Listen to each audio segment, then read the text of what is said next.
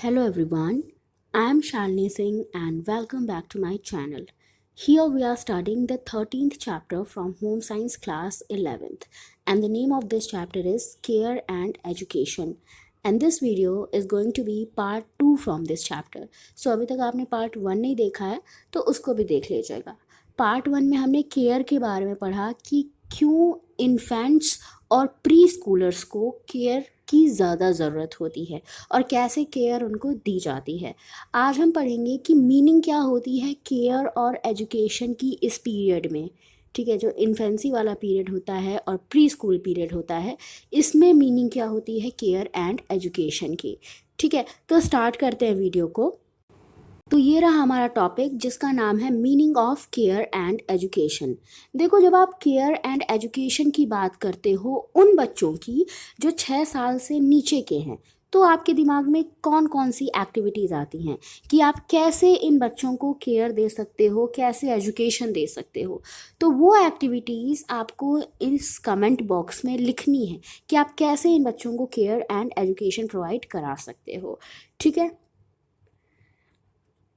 इसके बाद यहाँ पे लिखा है what do you mean by education. Education का क्या मतलब है. देखो, टिपिकली हम ये सोचते हैं कि स्कूल जाके वहाँ पे पढ़ाई करना ही एजुकेशन होता है, but then does that mean that when we stop going to school और college we stop getting educated, और that before the child joins school there is no education.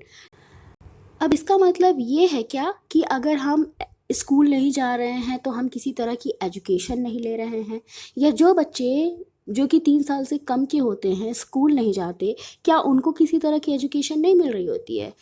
तो उनको भी एजुकेशन मिल रही होती है, वो भी लगातार एजुकेशन ले रहे होते हैं.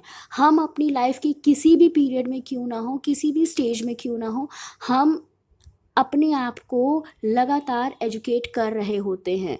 ठीक है, और ये जो प्रोसेस होता है एजुकेशन का ना, ये पूरी ज़िंदगी चलता है. ठीक है, it is just that the nature of education and where we acquire it changes from one stage of our development to the next. तो देखो, सिर्फ बात इतनी है कि हमारा जो एजुकेशन का नेचर होता है ना, वो चेंज हो रहा होता है. हम जिस जगह पे एजुकेशन ले रहे होते हैं वो जगह चेंज हो रही होती है, लेकिन एजुकेशन हम जिंदगी भर लेते हैं. We have explained the meaning of care and education in terms of 3 basic needs of the child which must be met for optimal development as discussed in the following section. तो आगे बच्चे की needs बताई गई हैं कि बच्चे का अच्छे से विकास हो, इसके लिए बच्चे को किन किन चीज़ों की ज़रूरत होती है. तो सबसे पहला है need for physical care. The need for physical care is apparent and obvious to most of us. तो हम सब लोग फिज़िकल केयर की ज़रूरत को जानते हैं, हमें पता है कि फ़िज़िकल केयर कितनी ज़्यादा इंपॉर्टेंट होती है. और छोटे बच्चे के लिए जो कि एक इन्फेंट है या कोई प्री स्कूलर है, तो उनके लिए प्रोटेक्शन, फूड और हेल्थ केयर बहुत ज़्यादा ज़रूरी होता है ताकि वो सर्वाइव कर पाएँ, उनकी ग्रोथ अच्छी हो पाए, उनकी डेवलपमेंट अच्छे तरीके से हो पाए. ठीक है, it is equally important to meet the child's need for stimulation and nurturance. इसके साथ साथ बच्चे को स्टिमुलेशन भी मिलना चाहिए और उसको प्रॉपर केयर भी मिलनी चाहिए, उसको प्रॉपर नर्चरेंस मिलना चाहिए. When the child has a disability, such as when the child is unable to see or hear or walk, or when his cognitive functioning is lower compared to other children of her age, then the child's need for care and stimulation have to meet in context of disability. और कभी कभी बच्चे के अंदर कोई disability आ जाती है, मान लो जैसे बच्चा देख नहीं पा रहा, सुन नहीं पा रहा, चल नहीं पा रहा, या उसकी जो कॉग्निटिव फंक्शनिंग है वो उतनी अच्छे से नहीं हो पा रही, उसका मतलब दिमाग बाकी बच्चों से कम काम कर रहा है.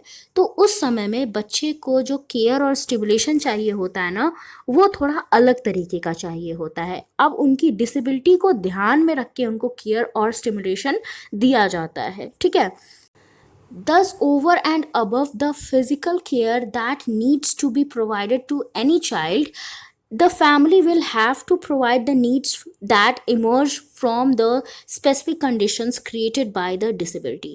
तो फिजिकल केयर तो बच्चे को नॉर्मली दी ही जानी चाहिए, हर बच्चे को दी जानी चाहिए, लेकिन अगर कोई बच्चे के अंदर कोई डिसेबिलिटी आ जाती है तो उस समय स्पेशल तरीके से फिजिकल केयर की ज़रूरत पड़ती है.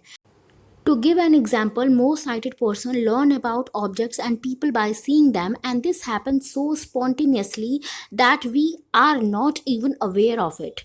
देखो, जितने भी ऐसे लोग होते हैं जो आराम से देख सकते हैं, वो ऑब्जेक्ट्स को और लोगों को देख के पहचानते हैं, ठीक है। और ये इतना ज़्यादा ऑब्वियस होता है कि हम कभी इस पे ध्यान भी नहीं देते कि हम रोज़ कितनी चीज़ों को देख रहे हैं, कितनी चीज़ें, कितने लोग हमारे सामने से गुजर रहे हैं। But when the child has difficulty in seeing, then the family member will need to make deliberate efforts to help the child learn by using his sense of touch, hearing, smell and taste.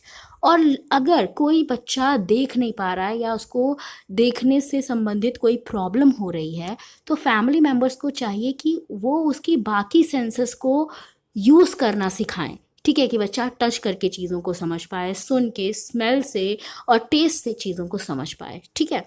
दस how the child's need of stimulation gets fulfilled is influenced by his inability to see. तो इस तरह से कि बच्चे को क्या दिया जाता है, स्टिमुलेशन दिया जाता है, ठीक है। अगर उसके अंदर इनएबिलिटी है, उसके अंदर कोई डिसेबिलिटी है, वो नहीं देख पा रहा है, तो उसको स्टिमुलेट किया जा सकता है, उसको बताया जा सकता है कि बेटा कोई बात नहीं, आप चीज़ों को टच करके पहचानो, आप किसी भी चीज़ को सूंघ के, टेस्ट करके पहचानो, ठीक है, या उसको सुन के पहचानो। Let us understand these needs in details. तो ये जो ज़रूरतें हैं इनको और डिटेल में समझते हैं, ये जो स्टिमुलेशन की नीड है। तो देखो यहाँ पे दिया गया है need for stimulation. Children are curious from the earliest days of their life and are eager to interact with and making meaning of the events that are happening around them. देखो, बच्चे जो होते हैं ना इस एज में बहुत ज़्यादा क्यूरियस होते हैं, वो हर चीज़ के बारे में जानना चाहते हैं, वो इंटरेक्ट करना चाहते हैं, चीज़ों को समझना चाहते हैं, जो भी वो आसपास दिखते हैं उसके बारे में जानना चाहते हैं। They enjoy exploring and finding out things. उनको बड़ा मज़ा आता है चीज़ों को एक्सप्लोर करने में, उनका पता लगाने में। This is the way they learn and at no other stage in life is the urge for exploration so strong as it is in the early years. तो इस समय बच्चा एक्सप्लोरेशन के थ्रू ही सीखता है, और इस एज में जितनी ज़्यादा एक्सप्लोरेशन बच्चा करता है, जितनी उसके अंदर अर्ज होती है एक्सप्लोरेशन के लिए, उतनी किसी और एज में नहीं होती। When we play, sing and talk to the infant, we stimulate her to think, reason and understand the world around her. तो जब भी हम बच्चे से बात करते हैं, उनके साथ खेलते हैं, गाते हैं, तो हम बच्चे को स्टिमुलेट करते हैं सोचने के लिए, रीज़न करने के लिए, समझने के लिए चीज़ों को, ठीक है। Stimulation thus means providing the child with a variety of experiences that are meaningful for her and are in accordance for her maturational status. तो stimulations क्या हैं? ये बहुत सारे experiences हैं जो कि बच्चे को provide कराए जाते हैं उसके मैचुरेशनल स्टेटस के अनुसार।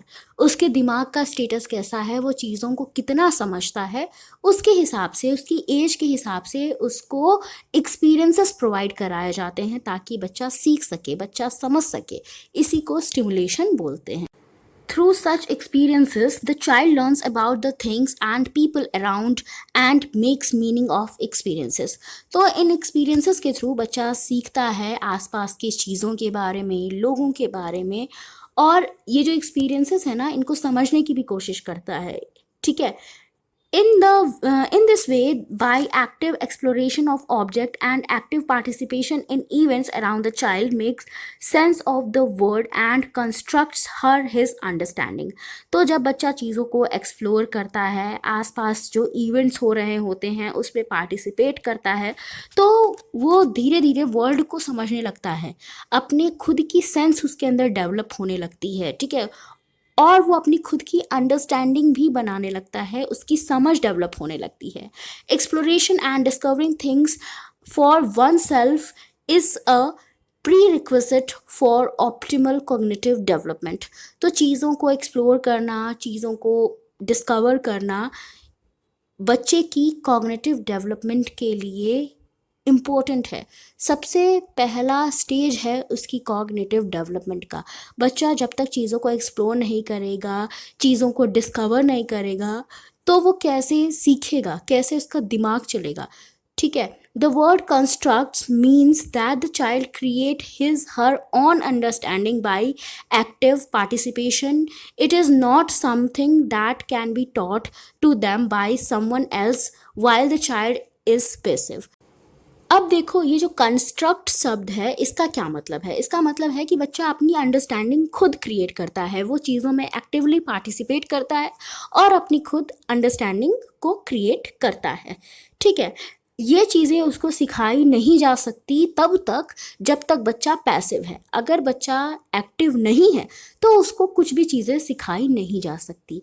तो कंस्ट्रक्ट्स का मतलब यही होता है कि बच्चा खुद पार्टिसिपेट करके चीज़ों को समझता है। Of course what the child finds meaningful will change as he grows from one stage to next. और जो ये बच्चे की सोच है, बच्चे की जो समझ है वो चेंज होती रहती है। बच्चा, हो सकता है कोई चीज़ बच्चे को अभी मीनिंगफुल लग रही है लेकिन बाद वाली स्टेज में उसको मीनिंगफुल ना लगे, तो बच्चे की समझ भी चेंज होती रहती है। वो चीज़ों को समझने लगता है, चीज़ों के लिए उसका जो नज़रिया है वो स्टेज के हिसाब से बदलता जाता है। Also the child needs the adults for helping in understanding experiences and to introduce her him to new and challenging experiences according to the current level of development. देखो, अब यहाँ पे बच्चे को बड़ों की ज़रूरत पड़ती है। हालांकि बच्चा खुद करके सीखता है लेकिन उसको बड़ों की भी ज़रूरत पड़ती है कि वो इन एक्सपीरियंसेस को समझ पाए। ठीक है, तो बड़े हेल्प करते हैं बच्चों को कि वो चीज़ों को समझ पाएँ। बड़े ही बच्चों को चैलेंज देते हैं कि अच्छा ये करो, ऐसे करो, तो फिर बच्चा उसको करता है। ठीक है,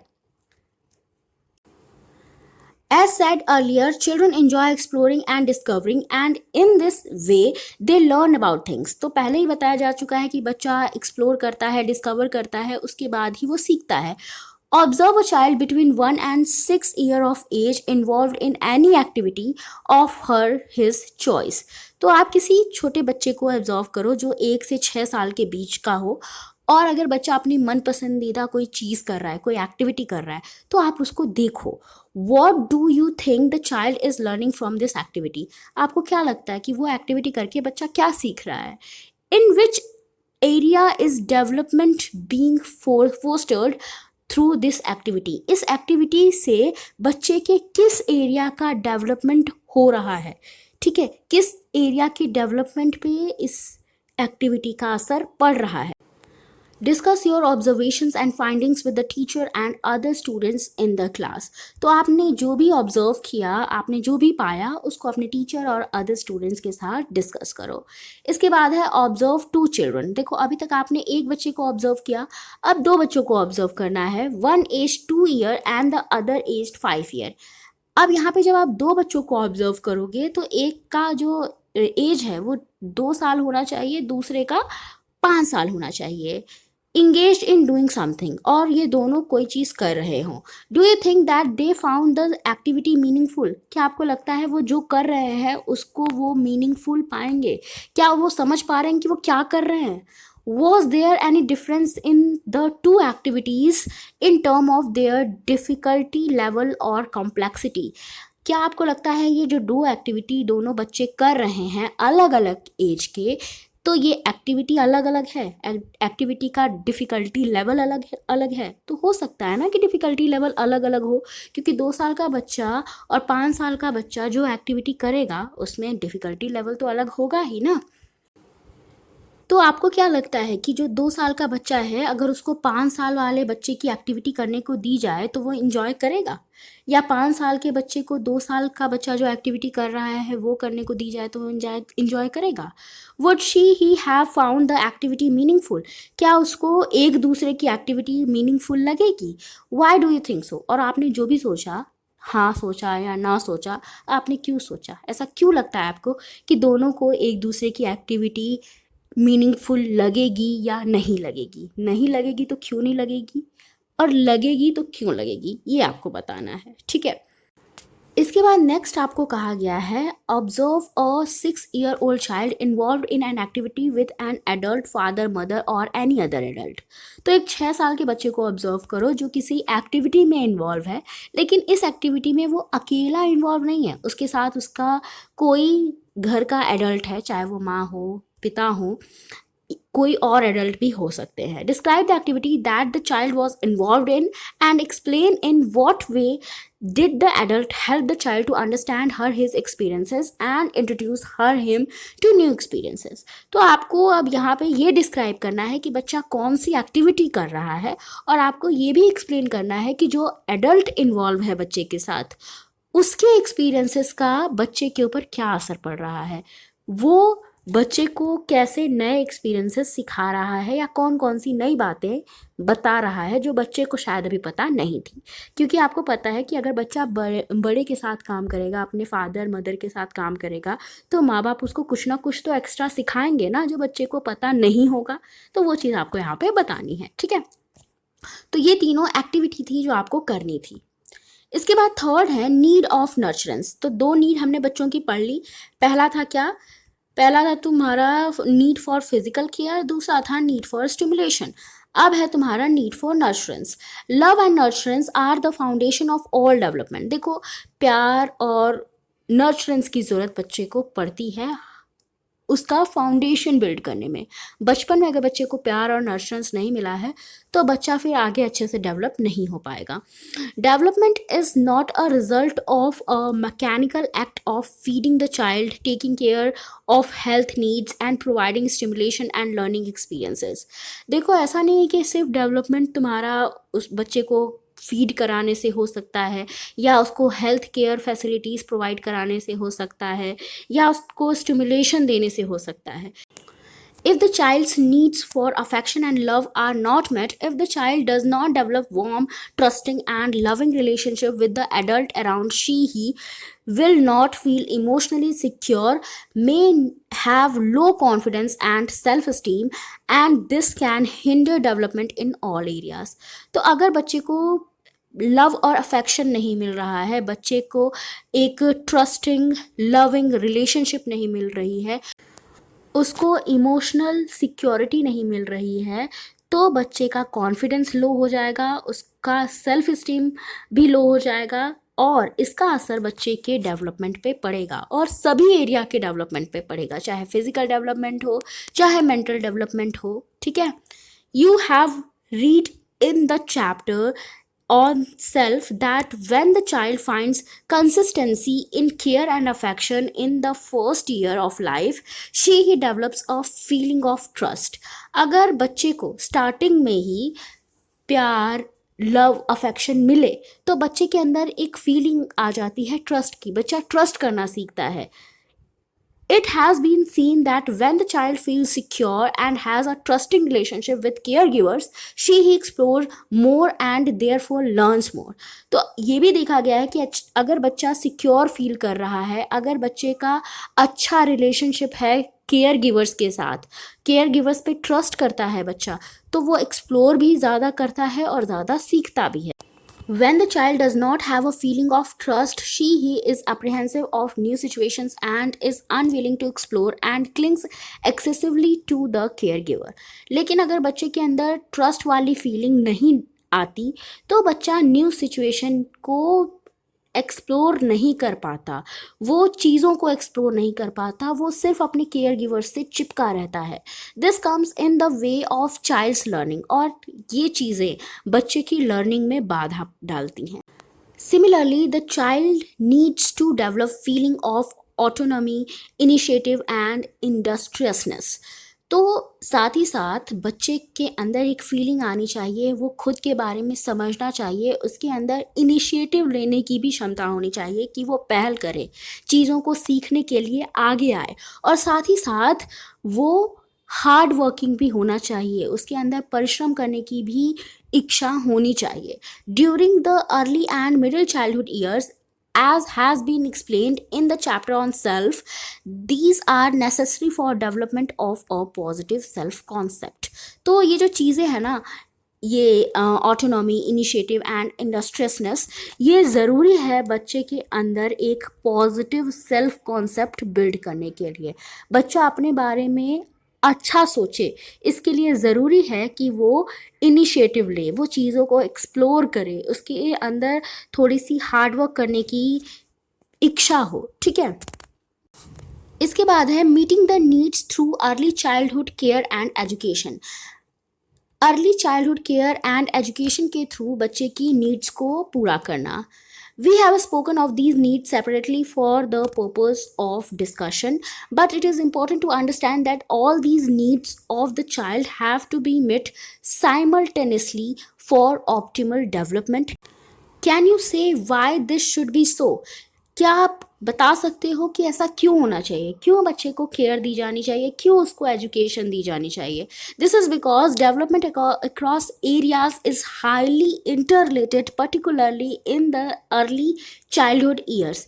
क्योंकि इस एज में जो डेवलपमेंट हो रहा होता है ना, वो इंटर रिलेटेड होता है, बहुत ज़्यादा इंटर रिलेटेड होता है कि अगर एक एरिया के डेवलपमेंट पे थोड़ा सा भी खराब असर पड़ा तो उसका फिर असर सब एरिया के डेवलपमेंट पे पड़ता है, ठीक है। In other words, development in one area influences and is influenced bye developments in all other areas. The child grows as a whole person. Deprivation with respect to any one aspect of development influence other. तो बच्चा बढ़ता जब है तो वो उसकी पूरी personality develop हो रही होती है, और अगर किसी एक एरिया के डेवलपमेंट पे बुरा असर पड़ रहा है, किसी एक एरिया के डेवलपमेंट पे नुकसान हो रहा है, तो उसका असर सारे एरिया पे पड़ेगा। The formation of synaptic connections which were described earlier in the chapter is dependent on receiving adequate nutrition, being free from serious and chronic illness, and engaging in stimulating learning experiences in an emotionally secure environment. तो बच्चे का जो दिमाग की sales होती हैं उसमें जो साइनेप्टिक कनेक्शन होता है वो तभी बिल्ड हो पाता है जब बच्चे को प्रॉपर न्यूट्रिएंट्स मिले, बच्चा फ्री हो सभी तरह की इलनेस से, बच्चे को कोई बीमारी ना हो, बच्चे को लगातार स्टिमुलेशन मिल रहा हो, बच्चे को लगातार एक मोटिवेशन मिल रहा हो, उसको अच्छे पॉजिटिव एक्सपीरियंसेस मिल रहे हों, वो सिक्योर इन्वायरमेंट में सीख रहा हो, तभी बच्चा आगे बढ़ सकता है। Because of the highly interconnected nature of physical, cognitive, language, and socio-emotional development in the early years, we speak of care and education together as early childhood care and education, ECCE. तो इस as में जो physical, cognitive, language और socio emotional development होती है ना, वो highly interconnected होती हैं, एक दूसरे से कनेक्टेड होती हैं। इसी वजह से हम केयर और एजुकेशन को साथ में बोलते हैं। क्या बोलते हैं हम? Early childhood care and education. ECCE refers to the totally of the inputs with respect to physical care, stimulation and nurturance that must be provided to the child. तो ECCE में क्या बात की जाती है? वो सब केयर की बात की जाती है, स्टिमुलेशन की बात की जाती है, नर्चरेंस की बात की जाती है जो बच्चे को प्रोवाइड की जानी चाहिए। Education in the first 6 years of life is not conceived of in terms of subject area that we are so familiar within our school life. तो जो ये 6 साल से पहले की एजुकेशन होती है ना, वो ऐसी नहीं होती, वो सब्जेक्ट के हिसाब से नहीं होती जैसी हम स्कूल में लेते हैं, वो थोड़ी सी अलग होती है। Rather it means experiences that help the child develop in physical, motor, socio-emotional, cognitive and language domains. तो यहाँ पे 6 साल तक बच्चे को ऐसे एक्सपीरियंसेस दिए जाते हैं जिनके थ्रू उनका फिजिकल और मोटर डेवलपमेंट हो पाए, वो इमोशनली डेवलप हो पाए, उनकी लैंग्वेज डेवलप हो पाए, साथ ही साथ उनका कॉग्निशन भी डेवलप हो पाए।